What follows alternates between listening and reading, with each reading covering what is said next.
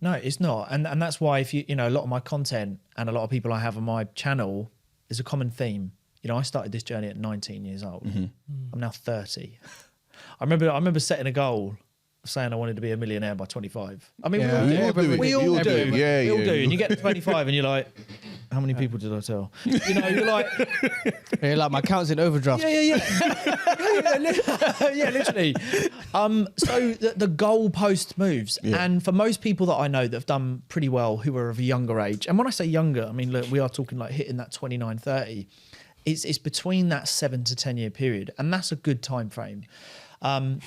If you set a goal for 5 years, you can do a lot in 5 years. I don't think we need to turn around and say that to launch a business, especially nowadays, you need 10 to 15 years to get it up and running. Because if you've got a bit of savvy about you, you've got a good team, you know how to build things and infrastructure, 5 years is a solid time. Like this podcast, if you were to say and sit down and map it out, 5 years, it could be massive. 5 years, a lot can happen and the monetization can be insane.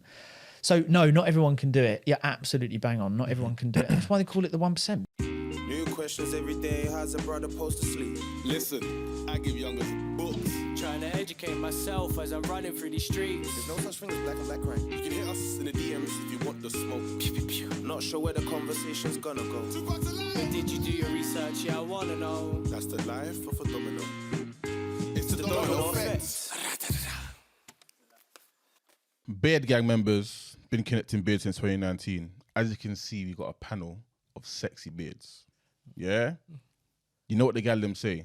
I got the bearded personality because I come with chest. You get me? So if you want a bad boy beard, you know where to go, beard gang members. Obviously, I would usually have obviously, I'll tell you the story after. If you watch the episode, you'll hear the story in it, but bad team. Welcome. If you'd like to introduce yourself to the camera. Yeah, well, firstly, I want to say it's not a shelf, it's a balcony. Let's call it what it is. Big old dude. So I'm Aaron Knightley. It's funny because people always say, introduce yourself. I'm just Aaron Knightley. Okay. You know, I think just to keep it very simple, you know, a lot of people put a lot of titles to a lot of things. I do a lot of things, but Aaron Knightley, on my own journey, bit of an entrepreneur, and that's it. And obviously we'll probably tap into what I do. Welcome today, man.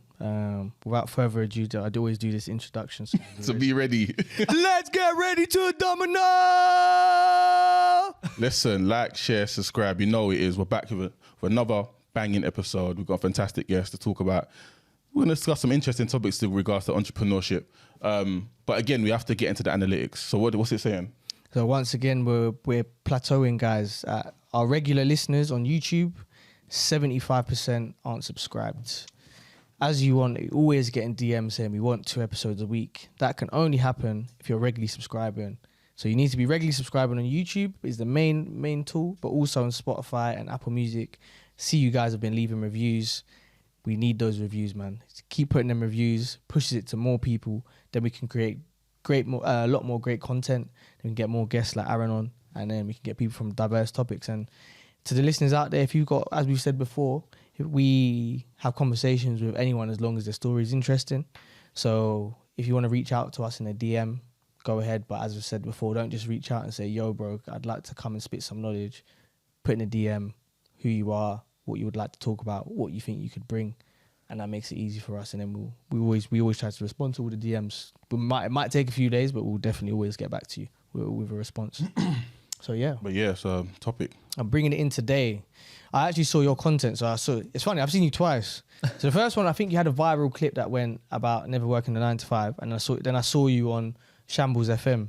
Yeah. And one of my Ollie, the guy who runs that, he's one of my friends. So I was just like, oh, okay, so you're cool. So I've seen you've come to the studio in West London before, so I'm like, oh, okay, so you're actually not, you're based localish. Yeah. So I thought, let me reach out to you. And so that clip that I was talking about is, you say to a lot of people about work to 9 to 5. And to be honest, I'm split on this, but obviously I want to hear you say your ethos on it, because part of me I'm like, yes, but part of me I'm like, no.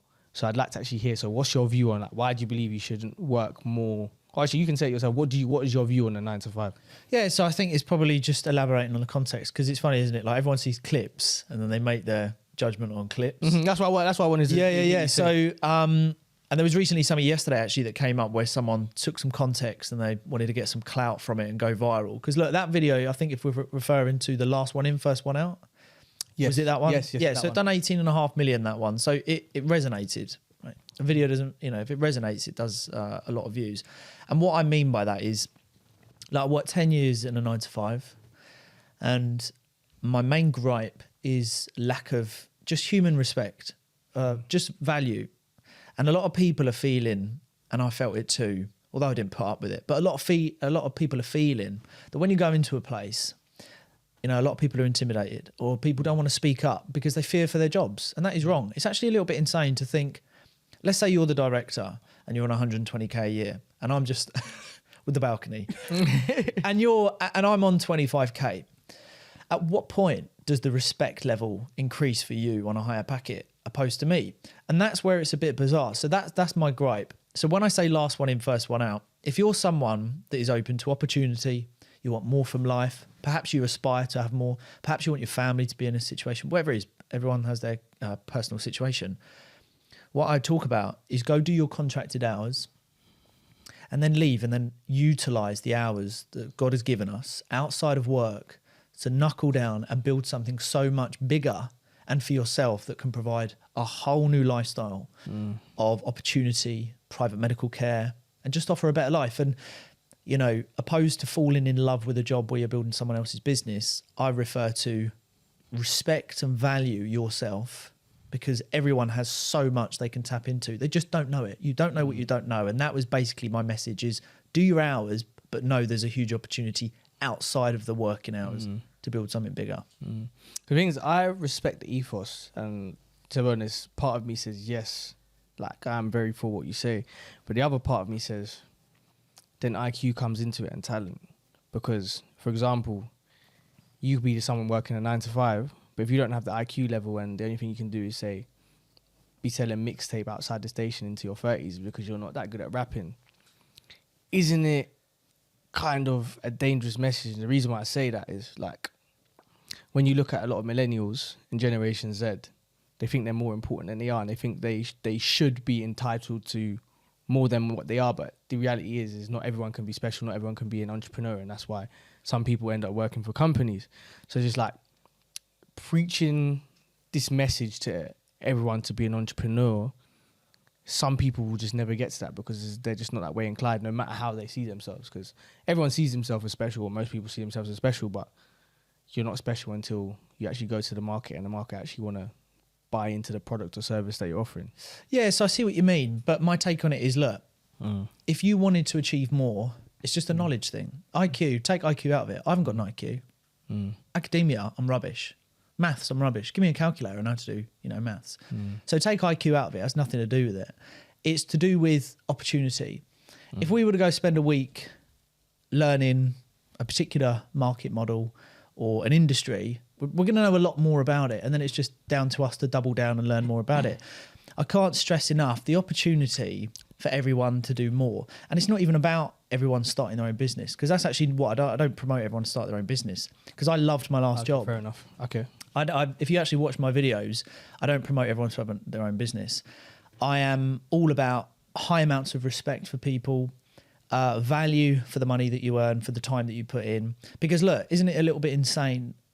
And just there's two parts to this. It's a little bit insane where people go to work 50 hours a week, of 50 weeks a year, to earn a basic UK salary, which is fine. I've been there. I've done it. I've done it for a long time. You do what you need to do, but if you're willing to learn, utilize time, self-improve more than you watch Netflix and fart arse about with friends, dithering about, if you apply yourself in a very short period of time, which could be from 6 to 18 months, your whole life could dramatically change.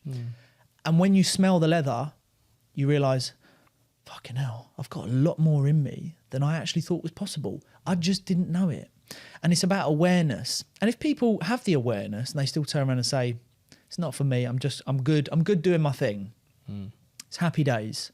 There are people out there that don't aspire. But I can tell you this now, we emphasize too much the word entrepreneur. All it is someone who's creative, someone who can take an idea and go, I really like this idea. I believe in myself. I don't have a plan B. I'm going for it. And if you're around great people, hopefully that can come to fruition. But I promote huge amounts of positivity and awareness of saying, if you want a little bit more, go get it. But if you're happy to stay in your job, that's fine.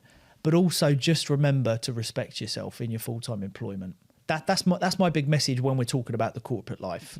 So I don't disagree with you because I started off in sales. The last job I had before I do what I currently do, I was in finance. Nice. And my biggest gripe, which is similar to yours, is respect. I literally can't deal with the work politics, having to kiss someone's ass, this, and I hate it. Like, it's not meritocratic. It's like it's not what you know, it's who you know, who you can rub shoulders with. So, and for me, it's not right. It made me physically sick. So I left the workspace to go self-employed. In aspects of the construction space, and I have a lot more freedom. My mental health, my mental being is just. I feel like I'm more attuned. Yeah. And again, it allows me to have more opportunity to do the stuff that I want to do on the side and grow. But then I'm also of the notion that in order for the society that we currently have to work, we can't have a situation where a lot of people are entrepreneurs and people don't want to be in the workplace no more, because then it tips the balance in the wrong way. Yeah. I'm of the idea that we need to respect people more. And there needs to be more done in the workplaces to make sure that people are respected. I remember watching one of your videos and you said something about the trap that directors set, where they say, my door's open, just come and tell me whatever. Yeah. And then they come in and tell you, that's a way to get you out the door. Yeah. Completely agree with that, because I've experienced that kind of stuff. Yeah, so have I, yeah. So it's definitely real. But at the same time, because of the type of generation that we have now, where everybody thinks that they can be successful and everybody wants to be an entrepreneur, regardless of what it is, I think it's very unrealistic, because what it does is it sets unrealistic standards for people. And then when people don't meet those standards, that's when the mental health starts to kick in and they fall into this cycle of perpetual issue. And going on that mental health, a lot of people think they're more special than they are. I know that everyone thinks they are special, but the reality is I'm always a believer in the market doesn't lie. Like, I see in so many different industries, like, the market doesn't know what they're talking about. The market always knows what it's talking about. They always know what they want to consume. So if you're not having an impact, your idea is simply not good enough. And a lot of people can't handle that they might not actually be good enough. And I see it because I've come from competitive sport. A lot of people, when they don't make it as a pro athlete, they go into a spiral because they struggle to deal with the fact of they're not actually good enough, when from wherever they've been told by modern society, you can be whatever you want to be. The reality is, you can put in so many hours into something and you have to sit with, you're not good enough. That doesn't mean you can't make money. Yeah. It's time to pivot, but people can't deal with that they actually might have to pivot, and this isn't your bag, so to speak. Well, this is the back of that is exciting, because if you want to learn, you can just go apply it. Like, we have so much available to actually go out and create your own market. Because I would say, obviously you mentioned the market doesn't lie. Look, if you wanted to create a business, or you wanted to create a little side hustle, or you wanted to get into an industry, whatever it is, it's, regardless, if you learn about it and you consume it and you really become the individual that knows everything about it, then you become of value. You put your own price tag. So, for example, I do one-to-one consultations, and that's in a select few areas. The more I niche, the more I do proof of concept. And proof of concept is the more I'm showing people. I'm showing people at the moment how you can go from 0 to 10K on TikTok. I'm showing it the whole way through. If any of you join any of my lives, I'm very open with my finances and stuff like that. Proof of concept. I'm no one special. Everyone can do that. Some people will go, well, you can't get on camera. It's confidence, isn't it? To get on to do this is confidence. I bet your intros weren't as good as they are now, just like mine. So you learn it. So everyone has the ability. I would say I slightly disagree in terms of everyone expects everything now. I think what it is environments. This is a positive environment. It's environments. It's who you're around. It's who you're listening to. It's who you're consuming information from. If you're around 5 people that have no interest in building something successful or having something other than the norm, or they want to gossip or they want to talk about negativity, you are going to fall into that pattern. Look, my life was very different 10 years ago. I didn't used to talk like this 10 years ago. I talk very clear now. I've got great circles around me. It wasn't like that 10 years ago. I had to develop. I had to develop. I'm covered in head to tattoos, head to toe in tattoos. I used to be a skinhead. I used to look very violent. Oh, you used to be a skinhead? Yeah, I used to be. I can see in your eyes. Yeah. I used to be. Yeah. But I used to be very different. But people will listen to me now, and they'll make a judgment on me now. Mm-hmm. Why did we start Peak Performance? We started Peak Performance, one of the companies, to. What do Peak Performance do, by the way? We're one of the fastest growing networking events in the UK. We've got Alan Sugar on board. We've got some big names on board. Congrats. That is a space where we've created a fun, exciting, informative space. You can check it out on the Instagram page and have a look at some of the the promos of our events. They're insane. And that's a place where it doesn't matter what background you come from. You could have left prison. You could have come from a gangland. You could have come from a council estate. You could have come from wherever you're at, because the opportunity is not, there's no discrimination from where you come from. Everyone has the same opportunity. We're all playing a game of poker. You might have a different hand to me, you know, but you might have to bluff your way through to win, but you still can win. And winning means something different. You know, what is success? Like, what is success? Everyone have their different metrics. What is success? Is it financials? To me, success is being able to come here and sit here with you guys and talk about conversations like this. That's what it is, because the goalpost always moves.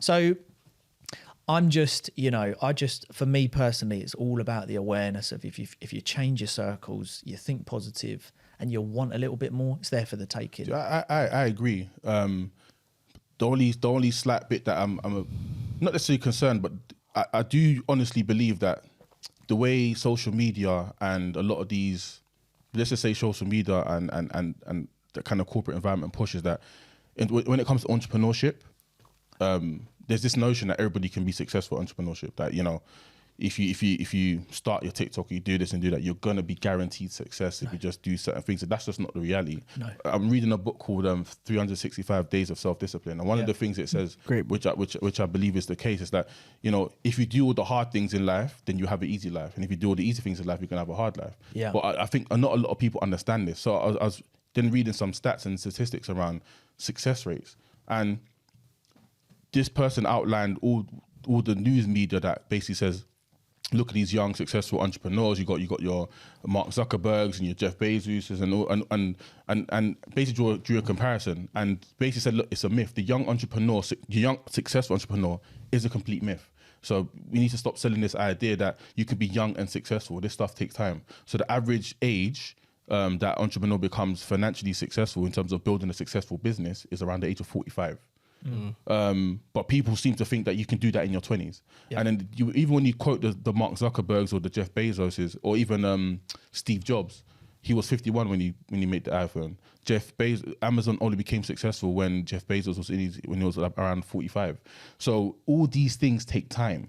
One of the important things to jump on, and if you want to be successful in business, and this is why I believe to some degree, if you're intelligent with the trajectory you're heading towards, you could start off in a corporate environment. Let's say you're there for 10 to 20 years. I'd hate that, but let's say you are. Yeah. Your level of understanding of the business and the dynamics that goes on in the workplace will be on a different level compared to someone who's just got passion and motivation and just wants to go out there and try and do something. So I think the message and how we push it needs to be consistent with the reality for what people are looking to achieve. And I don't think it is at the moment. No, it's not. And that's why if you know, a lot of my content and a lot of people I have on my channel, there's a common theme. You know, I started this journey at 19 years old. I'm now 30. I remember setting a goal, saying I wanted to be a millionaire by 25. I mean, we all do. Yeah. And you get to 25 and you're like, how many people did I tell? You know, you're like... like my account's in overdraft. Yeah, literally. So the goalpost moves. Yeah. And for most people that I know that have done pretty well who are of a younger age, and when I say younger, I mean, look, we are talking like hitting that 29, 30. It's between that 7 to 10 year period. And that's a good time frame.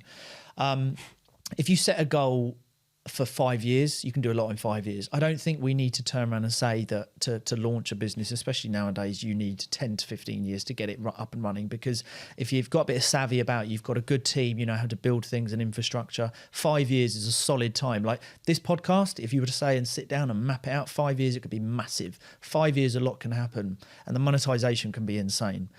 So no, not everyone can do it. You're absolutely bang on. Not everyone can do it. And that's why they call it the 1%, because I tell you why people can't do it. Not because they haven't got the confidence, because a lot of people have got confidence. It just needs to be pushed out. Like, come on, you can do it. Proactive. Environment. That's the first thing. Okay. Second thing is you don't know what you don't know. It's very hard to tell a baby boomer that you can earn huge amounts of money over a sustainable period of time, more so than what you were earning in the 80s and 90s. But they will write it off very quickly because they don't understand today's money. It's called new money, and the reason for that.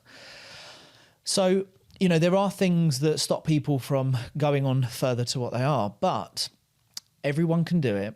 You need to apply it. But the reason why everyone can't do it is because there's fucking hard times. Like, it's hard. You need to be Weather your the storm. biggest. Yeah, you need to be your biggest cheerleader. There are days where you will question why you're doing any of this. You know, you'll feel imposter syndrome. You'll go through, I can't do this anymore. I'm going to go get a forklift job.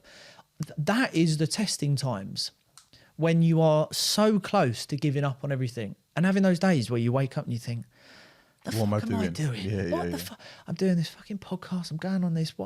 Who am I? Like, you know, what the fuck is going on? And if you know, being someone who's quite creative, or you're going self-employed, or you're starting a business, entrepreneur, whatever, all these words, it's lonely. Like, I don't know if you can resonate with this. You talk to a lot of people, but you don't really talk to a lot of people if you're not like that. I know exactly. Do you see what I'm saying?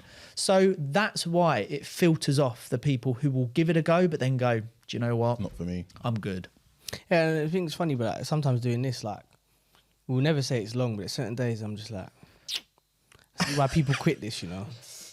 Like, it's long. It's interesting you say that. I only feel that way when I haven't done it in a while. When I get back in the seat and I'm on the mic, Yeah. I realize again, yo, this is why I do this. Yeah. Yeah. It's Yeah, but I think interesting. it's like everything. Like, even for me, like, I played rugby my whole life, as I've said before. But sometimes when it's raining, I'm like, I should play football, you know. This Waterlogged. Call it off. So even with this, sometimes you're just like, not so much this, because I think recording is, I think if you don't enjoy recording, then you're either looking forward to not recording. That's like playing football and like playing a football match and hating the match. Like, I understand hating the training of football, but actually playing a match, then probably it's not for you. You'll be So excited. But this it's is the other stuff. what you're doing right now. This is exciting. Like, this is a luxury to do this, and that's why I said the first thing I said to you: have you got a sponsor? Because take the finances off of this, and you can scale because the work ethic is here. Not many. I said this on Shambles. How many people do this on a Sunday? You know, people are saying to me, "Why are you going up on a Sunday?" Because it's opportunity. It's. I'm blessed to be able to turn around and say I can go up on a Sunday, and if you double down, you know, the exciting thing is, you know, I'm sure you know what you can earn off of YouTube, the brand deals, so much can come from this.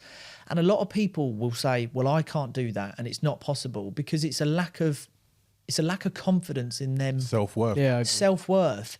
And this is why you can interlink everything into that employment sort of mindset is, you know, employment is very comfortable. You can go in and you know when you're finishing and you know the pay packet. It's very steady. But look, what is the bigger risk? Look, I'm going to speak for myself. I can't speak for everyone else. I know if I get to later in life, I watched my mum and dad struggle. I was a very different person. I could have gone down a very different route. I had my son. He changed my life. And from there, you know, things changed and I believed in myself. And even now I get questioned, Aaron, what is plan B if this don't all work out? I don't know, you fucking tell. I don't have one. I do not have a plan B. Like, if something comes up and there's a hurdle, I jump it. And, you know, it's incredible. I can tell you now, if we were to go to certain places in London, the three of us, and I was to introduce you to people who I work very close with, they would welcome you and they would sit down, we'd have a lovely lunch, we'd sit down, we'd talk about business, we could talk about how to scale this podcast, your podcast. And then you can turn around when we go for some lunch or whatever and go, who is this guy? And I can turn around to you and say, he's worth 180 million. And you're going to go, what? I go, he'll help you because he's nice as pie. So many successful people want to help other people if they can see that you want it. They don't like helping lazy people because they got there through hard graft. There are some people who are silver spoon. There are West Wing babies. There are trust fund babies. I don't deal with them.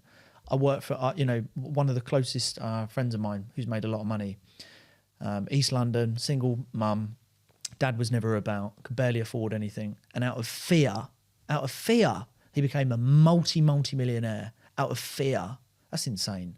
Anyone with a drive and longevity to stick to it could see some form of that success. Anyone can, and I will not ever accept any less. I will never have someone come up to me and go, well, I can't do it. Bollocks. It's absolute bollocks. You just don't want to do Don't it. want to. You just don't want to. Yeah, no, I barely believe that. I will never accept it. So I have a question. So I seen the videos where you go around asking like university students, you know, uni over entrepreneurship. Like, Yeah. what was the idea behind that? To get into the mindset, because I know you're going to come across different people, and it's then interesting for people to hear. You get people that jump on the bandwagon. Oh, stop going around doing it. Look, if you've got nothing good to say, as a mother would say, don't say anything at all. Yeah. Or push the algorithm. Do it. I'll reply. I'll reply to it. It pushes the algorithm. Hence why that first series done hundreds of thousands of views. We've done over millions with those videos. But it's interesting to tap into the mindset, because you get some. There was a couple of people who went, "Oh, stop going up to people aggressively. Watch every single video. Watch what I say at the end. I wish you all the best. Thanks so much for talking to me."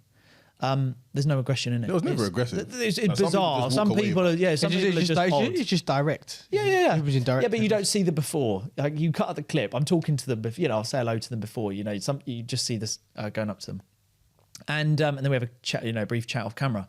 But it's just interesting to tap into it and understand. I had set questions. Uni or business? Is social media good or bad? Is money evil? That's an interesting one. That will get some views if we talk about that. Is this whole money debate? And then I had a couple of other questions in terms of, what do you think of risk? Is it riskier to stay in employment or business? It's very interesting. It's absolutely more risky to stay in employment, and I can dive into that. The risk is so much higher, and anyone else that says it isn't, that's a case of denial. Oh, what interesting. Why did you say that before you? Why did you say it's risky? Okay, so let's look at. So we've got chatbot GPT that's just come in. Okay, so the AI work system. Yeah, so Amazon, Tesla, a lot of tech companies. That's going to make a lot of people obsolete in 5 to 10 years. Why is that? Sorry. Because it's doing all the coding, it's doing all the answering, it will do outbound calling. Imagine if, for me, certainly for my investment business, if I can have an AI chatbot do all my emails, all my coding. I don't need Fiverr. I don't need my VA anymore. I don't need anyone to work my LinkedIn. They're gone. It's done. Chatbot. Do me an email campaign 3 times a day to a demographic in blah, blah, blah. Make the email short, punchy, funny, and it will do all of it. Yeah, I've seen it. You can say, make it sound like a Trump speech. Make it sound. And then it's going to go to voice. So it's going to make, look, anyone who's watching this, it's going to make, if you're in tech, your job's going to be at risk. So that's the major risk. Tech is moving very quick. So that's why it's so important. This is key. Like, if you can scale this, I'd even help you scale this. Like, I said this to Shambles FM. I don't know how much you know, but I'm helping them off camera with a few things now. I'd love to, any kind of stuff like this, I'd love to get involved in scaling it, making it, because this is digital assets that will stand the test of time. If COVID hit now, you're still earning. You can still scale. Sit apart, we can still run it. You can't do that. Bakery, cafe, mechanics, boom, gone. And another shutdown will happen in the next 5-10 years, I reckon. So it's planning for that. So the risk of people going, look what's happening with the economy without getting into finance. I work in finance, you know, it's boring, isn't it? But with what's happening, especially with a lot of the new regulations with the banks, it's going to cut jobs. So if you're a Tesco's driver, lorry driver, and there's 10 of you and they pull 5 in and go, we're really sorry, we're actually going to have to make 5. What we're doing is we're going from a Luton, we're going to do 7.5 tonners now. Sorry, we don't need as many Lutons. Sorry, we're going to have to cut your job. Fuck, what am I going to... So there is a bigger risk. Whereas as a business owner or self-employed or an entrepreneur, someone who's building a side hustle whilst in their full-time employed job, if you can create something that's online, scalable, that's in demand once, 2-3 times a week or a month, imagine having a product that you can sell for £1 and your marketing and sales strategy is insane on TikTok and you reach 1 million people every week with your TikTok, but you've got a product for £1. Average conversion rate, 10%. You have a sale rate of 5%.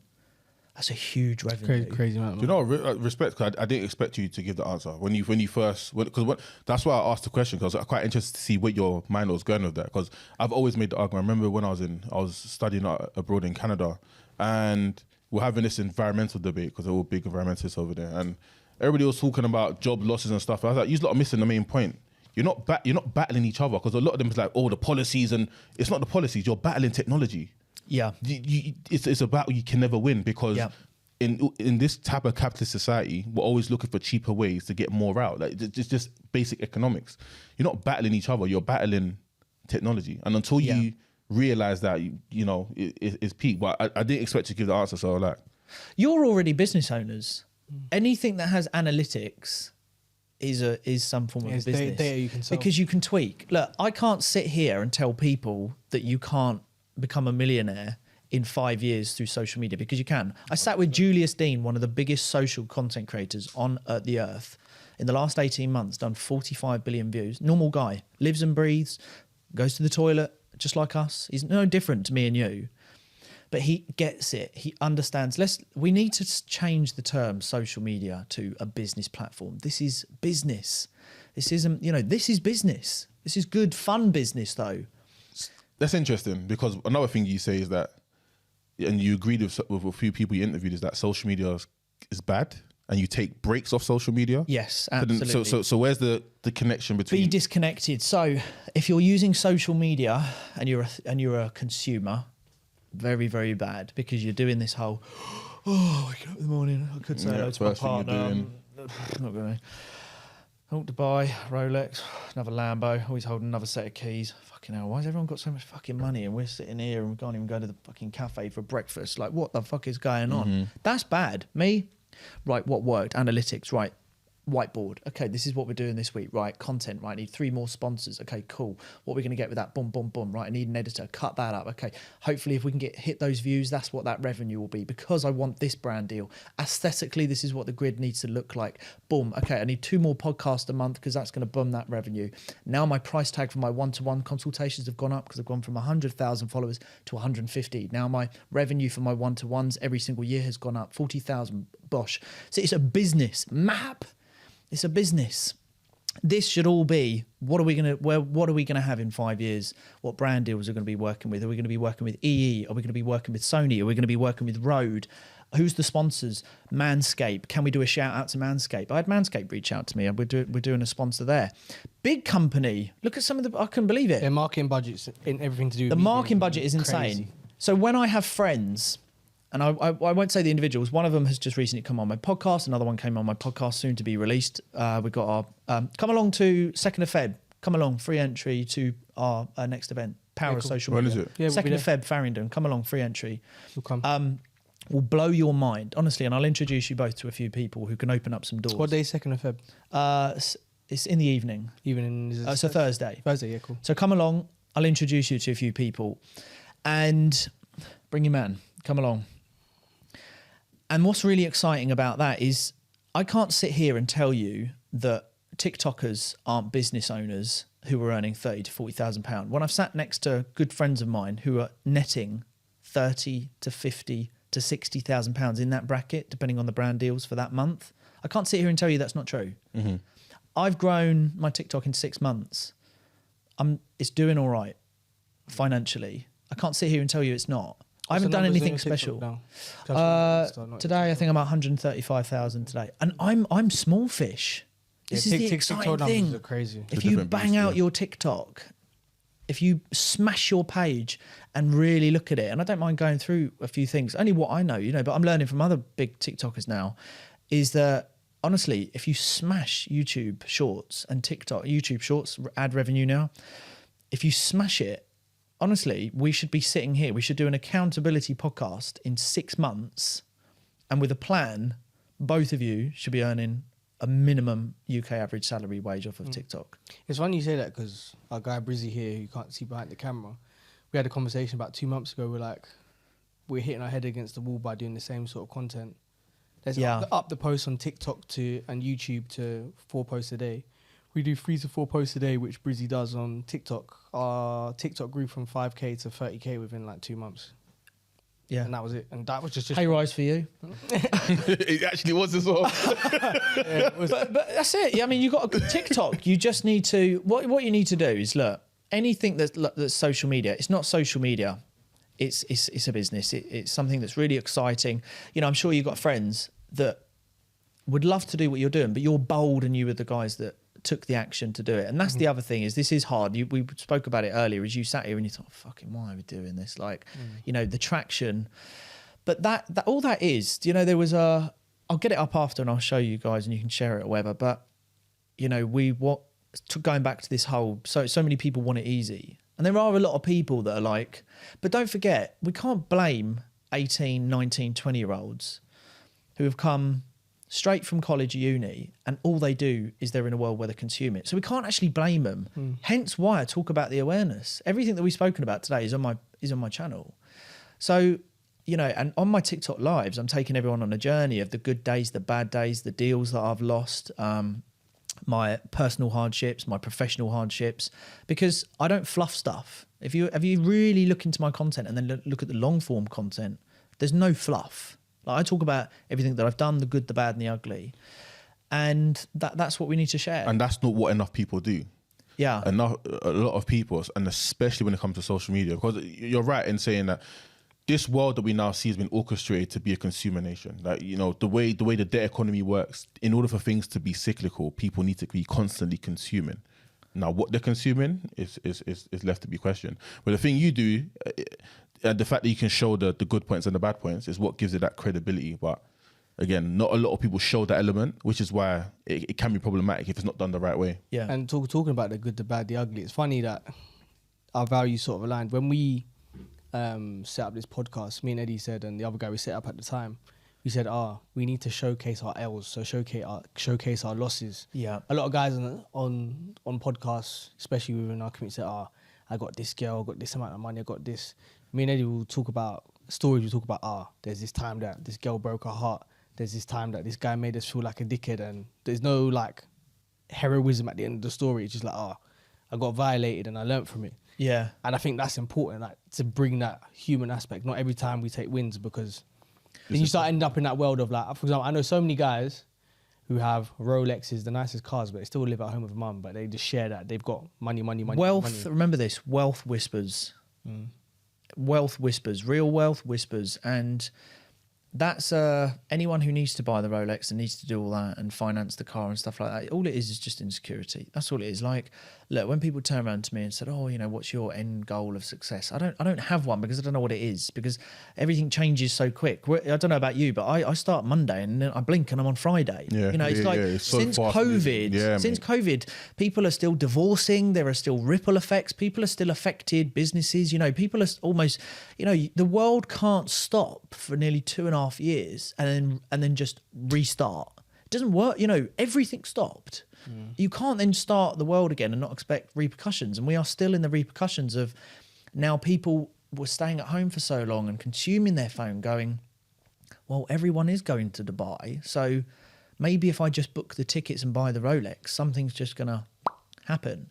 You know, it doesn't happen like that. It's hard. And that's why, luckily, I said this in a podcast a little while ago, which I'll build into a reel in the next coming months. I said a little while ago, I really believe, and this is before the new year, I really believe that there is going to be a very strong movement for anyone that can be authentic and transparent about their journey. The good, the bad, because people are waking up now, starting to get sick and feeling bad mentally and physically about seeing Rolexes, about seeing Lambos, about seeing Dubai. You think?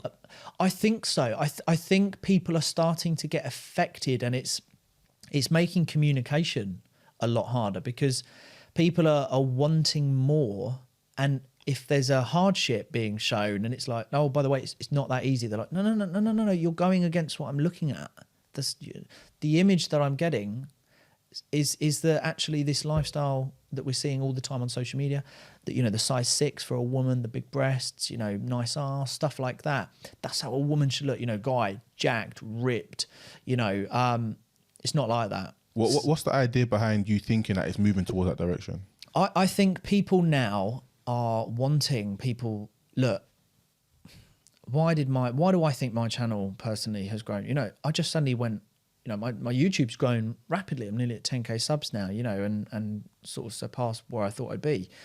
And my TikTok grew very quickly. But when I go back over my content, I'm actually just speaking about a lot of the things that I felt and went through. And I'm sharing that a lot more. And I noticed that in the change, and maybe it's, you know, food for thought, is that your content should be tailored actually around what you guys are going through and kind of the stuff that actually you find a little bit hard at the moment, or stuff that you'd like to do, because people take to people who don't want to speak up. So if you're being the voice for someone who feels very similar to you, they attach to you and then they'll support and follow you. And then obviously if you get that on a mass and you get a viral video, you're going to get a lot more people. It's funny you say that, because I know it's a bit of a taboo word, but Mr. Andrew Tate, forget all the other murkiness around his name, but I think it was the guy that runs Modern Wisdom, Chris Williamson. He was talking to someone about the incel community, and he said, Andrew Tate isn't a problem. There was always a need for his content because there's a certain category of marginalized men who were looking for this message, and he's not the creator of this message. He's just the creator of content that resonates with those people. He's a spokesperson. The voice. He's the voice for them. Yeah. And I think that's why people are saying Andrew Tate, Andrew Tate, Andrew Tate, but it's just like Andrew Tate is just voicing what many men feel. So now you need to look at the crux of why do men now feel that way? Such a massive amount of men feel that way. Well, listen to this. This is was interesting. One of his pieces. Look, I'm neither here or there with it. Again, I'm very disconnected with social media. I think the best way to be is horse blinkers on and focus on yourself. You know, Gary Vee said it nicely. You know, when he was younger and he was building his dad's wine business, people used to say, "You're going to come out and do this." He was like, "No, just leave me. I'm building an empire." You know, and people were like, "Oh, whatever. Come out." He was just very in his zone.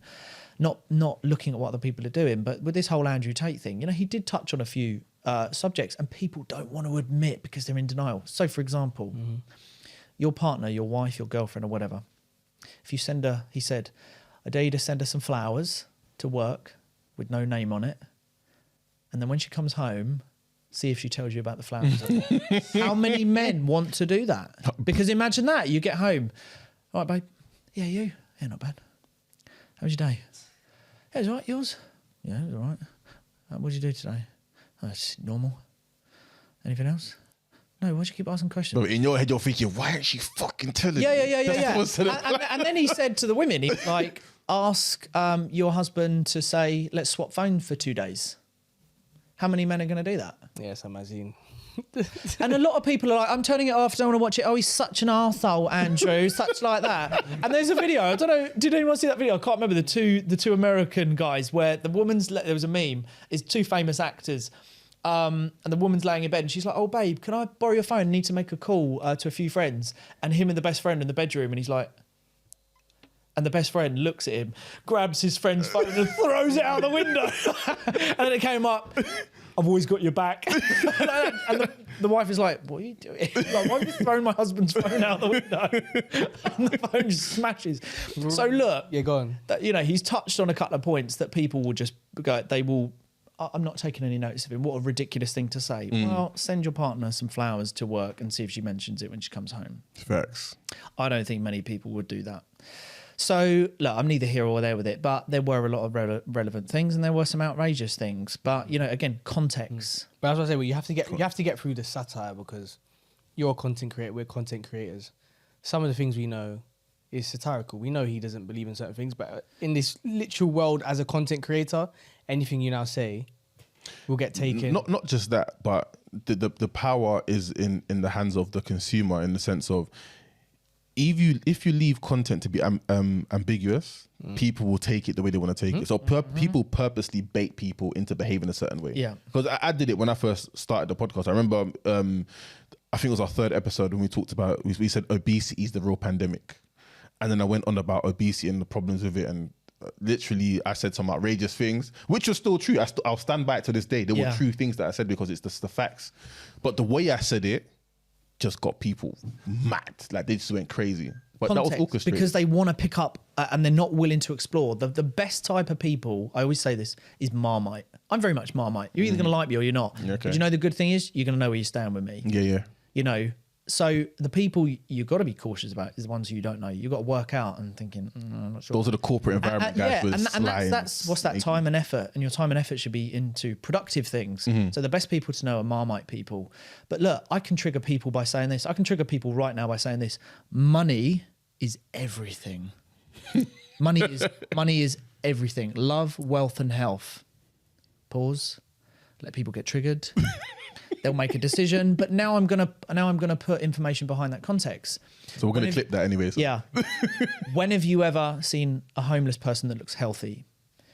Without money, you can't pay for private medical care. So if you're a father or a mother and your child, and I'm speaking from an experience myself, I was out hiking with my son, I was walking behind him and he had these lumps on his neck. And I thought, oh my God, what the fuck? And I am a worrier. And I thought, oh my God, tumour, cancer, whatever. Hodgkin's You do. lymphoma. You do. I would have emptied every bank account. And, I put myself in a financial position where I can get him seen. Rather than going to the NHS. And look, we're blessed to have the NHS. But rather than wait, well, he's going to have to come back. Look, we'll make an appointment. We'll get a scan done in 2 weeks and then we'll do a review in 6 weeks to see. No. Cancer's got him. Done. Capiche. I need him seen now. Money can do that. So money is health and it is wealth. How many times, let's say you two meet new girlfriends or whatever, and you're like, the best things in life are free. The best things in life are not free. Love is based around money. I went to Disney recently with my family. I didn't pay buttons. I didn't give them buttons. We had an incredible family, lifelong memory that brought everyone closer.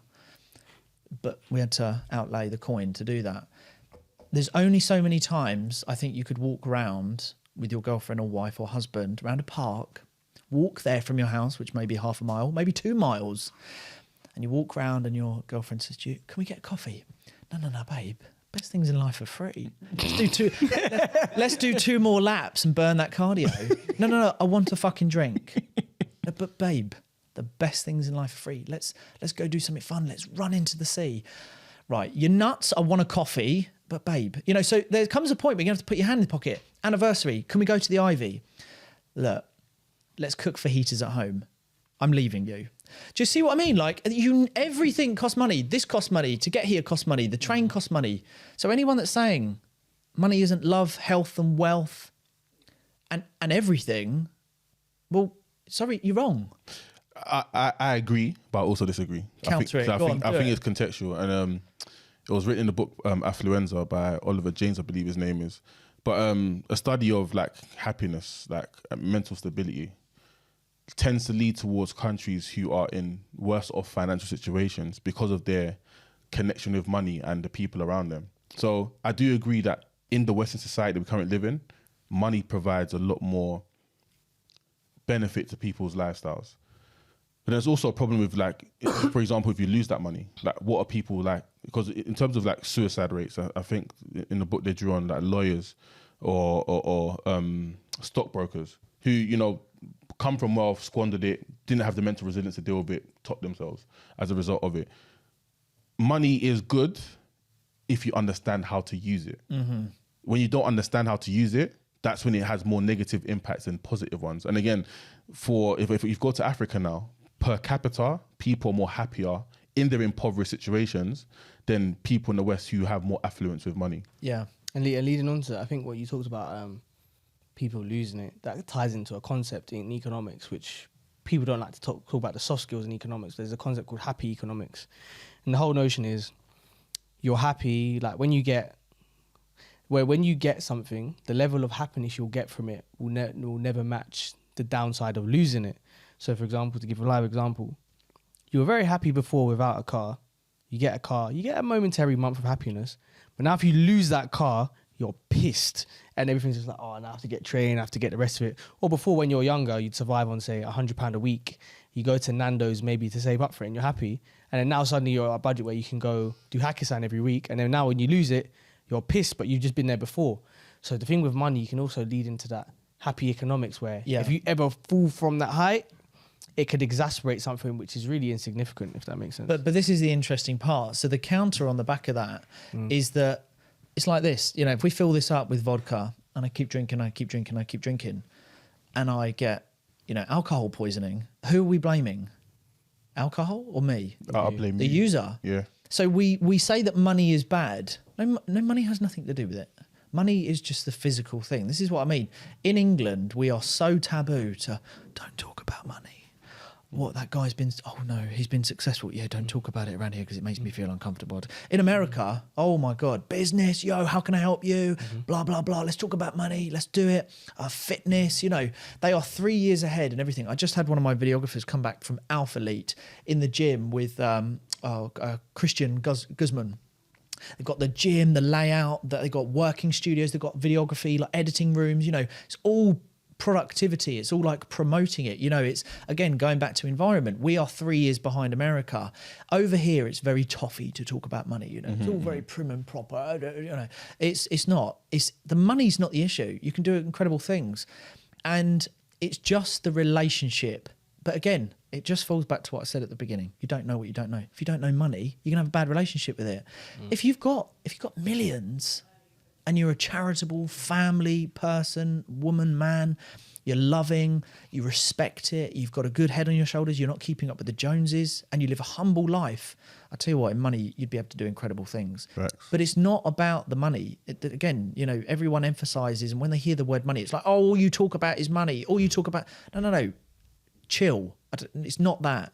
It's a case of, why would you not want to pay for private medical care for your family? I would actually ask everyone, okay, if you had money, would you want everyone? Because look, let's say you're at work, you're earning the average salary, and a family member becomes ill, and they don't have a lot of money to, you know, look after that family member, for example. And whereas if you have money, you can turn around and say to your employer, look, I need 4 weeks off. I need to go take care of my child or my family member. If you don't have money and your employer says, look, I understand the situation, but you can have a couple of days off, but no, we need you here. If you have money, you can turn around and go, no, fuck you, human. I'm going to look after my family. And that's the other thing I just want to say. This whole like supervisor, let's say if you're a director and you come in and talk to me like shit, I'm going to go, what on earth did you just say to me, human? What did you just say to me? I'm a director. No. Take your rank out of it. You are a human. You're Homo sapien. When you come out of these four walls, let's say I was your boss and I spoke to you and you turned around to me and said, what on earth did you just say to me, human? And you wanted to go down the formal route of HR and take a grievance out of me. If not, you could turn around to me and say, Aaron, what on earth makes you think you're safe in front of these four walls? I'm fucking waiting outside. I would not be leaving that building to attack that balcony. I would need a Challenger 2 tank to take you down. But so it's crazy, isn't it, that people think that they're safe inside four walls. So look, it's all about human respect. It's relationships with everything, and it's environments.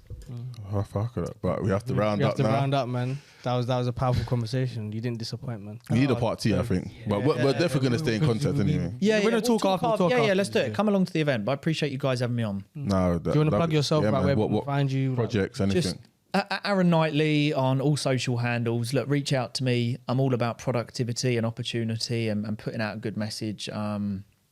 Reach out to me and I answer everyone. That's it. Like, share, subscribe, people. You know the deal. Big up.